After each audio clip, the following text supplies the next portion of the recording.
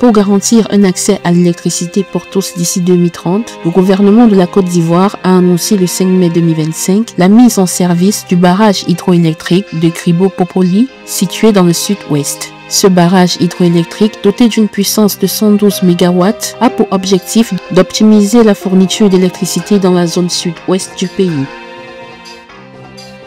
Le vendredi 2 mai 2025, le gouvernement sénégalais a obtenu 193 milliards de francs CFA sur le marché financier de l'Union monétaire ouest-africain grâce à une émission conjointe de bons assimilables du Trésor et d'obligations assimilables du Trésor. Depuis le début de l'année 2025, environ 2,5 millions de touristes ont visité la Tunisie, soit une hausse de 9,5% en comparaison avec la même période de 2024.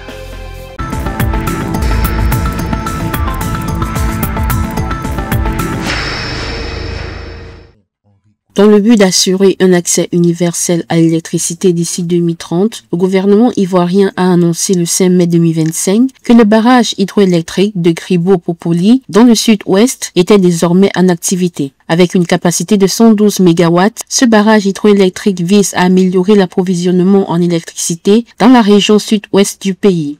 Je retourne satisfait. Satisfait parce que l'ouvrage a été rendu dans les délais. C'est un ouvrage qui fait la fierté de notre pays, mais aussi qui montre à quel niveau notre président de la République, son Excellence Alassane Ouattara, a décidé de placer notre pays. Lancé le 5 août 2021, le projet a mobilisé 247,28 milliards de francs CFA, dont plus de 75,7 milliards ont été fournis par l'État. Sous la direction de CI Énergie, le barrage conçu par Sino Hydro intègre des avancées techniques et écologiques afin de minimiser son influence sur la biodiversité, l'agriculture et la pêche. Après le démarrage officiel des travaux pour une durée de 40 mois, l'exécution du projet a atteint un taux d'achèvement de 100% en décembre 2024. Ces jalons, respectés malgré les aléas, et Dieu sait qu'il y en a eu, démontrent que la Côte d'Ivoire s'est conduit des travaux d'envergure avec discipline, maîtrise et résilience.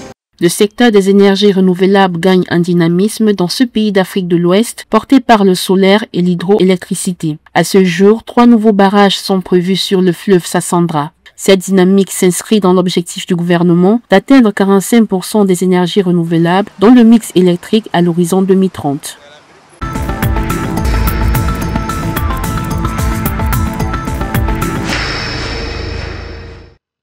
Le vendredi 2 mai 2025, le gouvernement sénégalais a obtenu avec succès 193 milliards de francs CFA sur le marché financier de l'Union monétaire ouest-africain grâce à une émission conjointe de bons assimilables du Trésor et d'obligations assimilables du Trésor. L'agence UMOA Titres avait initialement prévu une cible de 180 milliards de francs CFA pour cette opération. Ce triomphe est en grande partie attribué à l'importante implication des 97,2% des acteurs nationaux.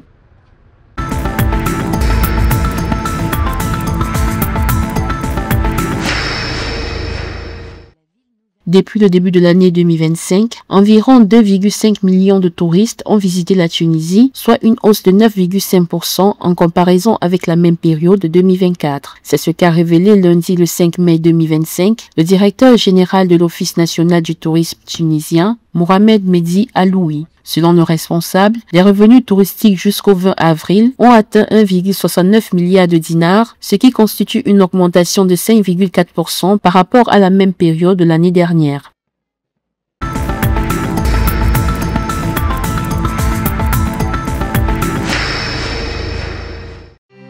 Au 31 mars 2025, l'encours des titres émis par les 6 pays de la CEMAC sur le marché monétaire a atteint 8 451,8 milliards de francs CFA, selon les données de la Banque des États de l'Afrique centrale. Ce chiffre correspond à une augmentation de 12,3% en variation mensuelle. La progression a été principalement portée par le Gabon, qui a été très dynamique sur le marché au mois de mars, avec une hausse de l'encours de ces titres de 44,3% sur une période d'un mois.